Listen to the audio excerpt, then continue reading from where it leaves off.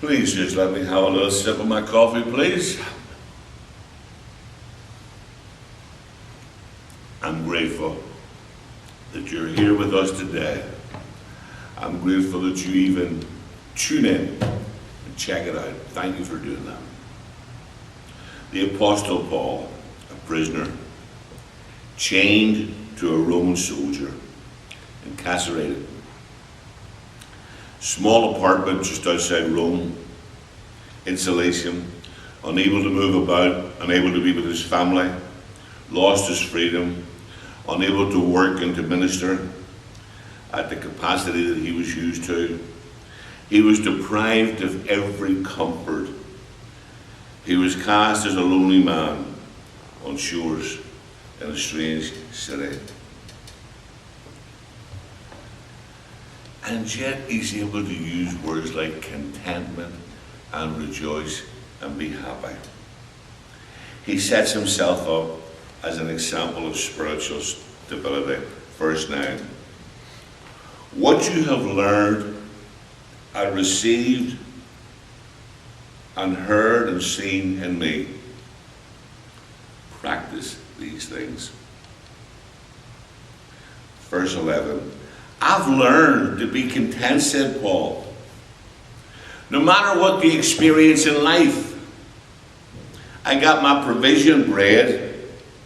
I've been in prison, but I've learned to be content.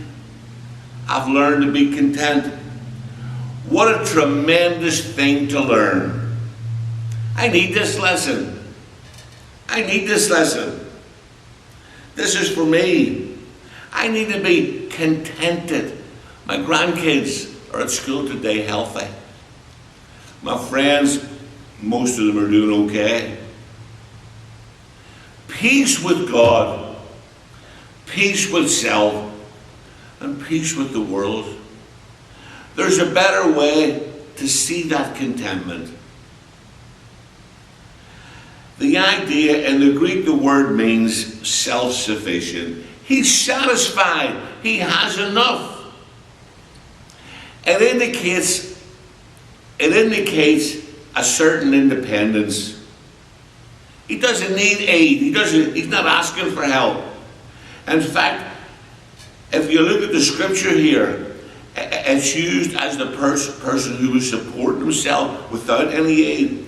And Paul uses this word when he said, I have learned to be satisfied. And Paul was indwelt by Christ. And Christ meant everything to him. And because of that, he was not a prisoner in Rome. He was a prisoner to Jesus Christ. And because of Jesus Christ in his life, he was sufficient. He had spiritual contentment. Not like the Stoics, who took the word and made a virtue of it. Not indifference, not I couldn't care less.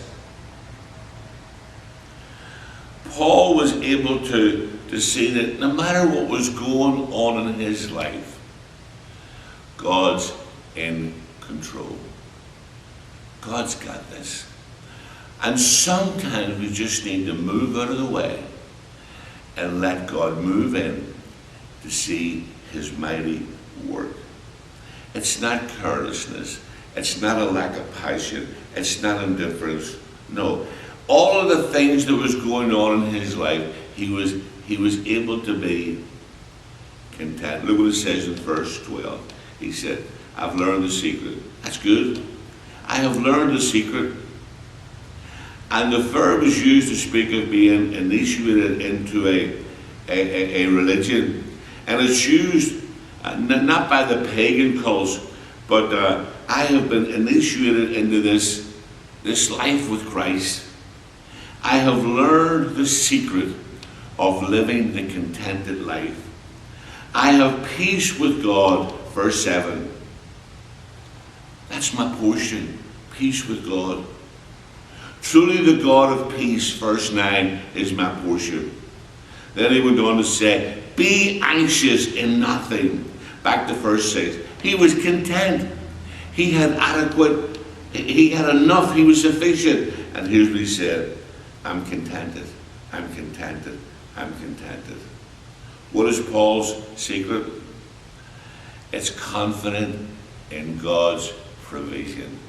God will supply your every need. Look at verse 10. I rejoice in the Lord greatly. Now at last you have revived your concern for me. A little background. Over the years he didn't get support. He got support, but now there's support. And he says, I understand why you couldn't give me support. You lacked the opportunity. You didn't have the opportunity. But he says, I know what it's like to be in poverty. He said, I know what it's like to be in need. And I can rejoice because I know the Lord's not going to push me in front of the bus. He had patient confidence in the sovereignty, the providence, the peace of God. We all know, always in God's hands. No panic in his heart. He was ready to take care of it. God was ready to step in. No need to manipulate people. No need to turn the screws to get what we want.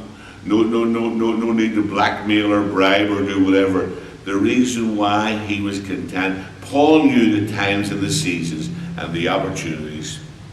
And we will never be content until we come to the place where we understand God is in control. God is sovereign. God is in control. And he orders everything. And you mean something to him. And he's not going to let you go to the wolves. And he's not going to let you go by the wayside. You mean something to him. So no matter little, plenty, whatever, trust the Lord and be satisfied. May God bless you. May God keep you. May God strengthen you.